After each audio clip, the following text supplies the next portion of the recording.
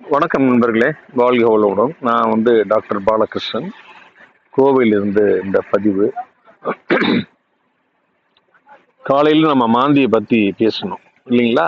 இப்போ மாந்தியோட சிறப்பு பதிவு என்ன அப்படின்னா, ஒவ்வொரு ஹாரஸ்கோப்லேயுமே மாந்தின்னு ஒன்று இருக்கும். மாந்தி பார்த்தீங்கன்னா சனியினுடைய பையன்.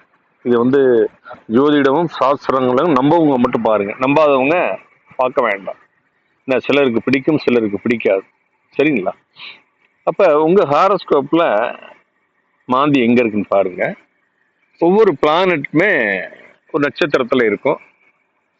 இது ஒரு உபகிரகம், இதுவும் ஒரு நட்சத்திரத்துல தான் இருக்கும். உதாரணமாக சூரியனோட நட்சத்திரத்துல இருக்குன்னு வைங்க, கிருத்திகை, உத்திரம், உத்திராடங்க நட்சத்திரத்துல இருக்கு அப்படின்னா அதனுடைய லார்டு யாருன்னு பாத்தீங்கன்னா சூரியன். உதாரணத்துக்கு சொல்றேன் நான். இதனுடைய மூல திரிகோண வீடு அப்படின்னு பாத்தீங்கன்னா சிம்மம். அப்ப இந்த வீடு உங்க ஜாதகத்துல லக்னத்துல இருந்து எத்தனாவது வீடுன்னு பார்க்கணும்.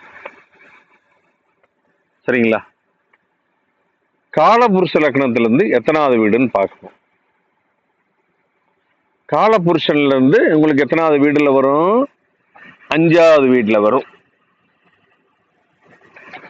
உங்க லக்னத்துல இருந்து ஒரு 9வது வீடுன்னு வைங்க. இந்த ரெண்டையுமே இது பாதிக்கும். 2 வீட்டையுமே பாதிக்கும். நீங்க ஆய்வு செய்து பாருங்க. காலபுருஷ லக்னத்துக்கு 5வது வீடு அப்படின்னா ஒரு முன்ஜென்ம பிரச்சனைகள், குழந்தை பிறப்புல பிரச்சனைகள், ஒரு லவ்ல ஒரு பிரச்சனை, குடும்பத்தில் அன்பு பாசம் இதுல ஒரு பிரச்சனைகள், இந்த 5ஆம் பாவம் சம்பந்தப்பட்ட பிரச்சனைகள் இருக்கும். லக்னத்துக்கு எத்தனாவது வீடுன்னு பாருங்க. ஒரு 9ன்னு வைங்க. 9ன்னா என்ன? Higher education, long distance travelling, தீர்த்த யாத்திரைகள், ஒரு ஃபாரின் எஜுகேஷன், அப்பா சம்பந்தப்பட்ட பிரச்சனைகள், இந்த மாதிரி விஷயங்கள் எல்லாமே இதெல்லாமே அடங்கும். இந்த பாதிப்புகள் ஏற்படும். இதெல்லாம் நமக்கு என்ன பண்ணணும் அப்படின்னு நினைச்சீங்கன்னா, இதை பார்த்துட்டு இந்த 2 வீடும் அசக வர்க்கத்துல எத்தனை பாயிண்ட், சர்வாசக வர்க்கத்துல எத்தனை பாயிண்ட் வாங்கியிருக்குன்னு பாருங்க. இப்போ பாதிப்பு இருக்கிறது இருக்கும். ஒரு 28 பாயிண்ட்டுக்கு மேலே இருந்தா நார்மலான பாதிப்பு இருக்கும். 28 பிலோனா அதிகமா இருக்கும். 28க்கு மேல 30-35 இருந்தா அதனுடைய சிவியர்னஸ் குறையும். இதுக்கு அப்புறமும் நீங்க என்ன பண்ணணும் அப்படின்னா, சூரியனுடைய பின்னாச வர்க்கம் எடுக்கணும். இந்த சூரியனுடைய பின்னாச வர்க்கத்துல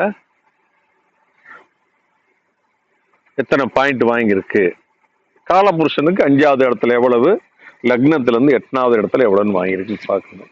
ஒரு 4 பாயிண்ட்டுக்கு மேலே இருந்தா இது இன்டெப்தா இன்னும் ரிசர்ச் பண்ணி ஆராய்ச்சி செய்யறது.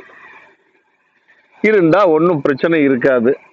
இல்லை அப்படின்னா தகுந்த மாதிரி பிரச்சனைகளை கொடுக்கும். இதுல எல்லாம் நம்பிக்கை இருக்கிறவங்க அதுக்கு தகுந்த மாதிரி நம்ம ரெமடிஸ், வசதி வாய்ப்புகளுக்கு தகுந்த மாதிரி, காசு இல்லையா கடவுளை நம்புங்க, மந்திரத்தை நம்புங்க.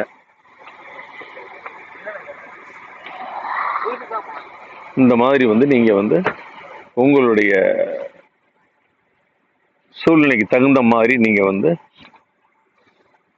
ரெமடிஸ் நீங்க ஃபாலோ பண்ணிட்டு பிரச்சனைகள் தப்பிச்சுக்கலாம். சரிங்களா?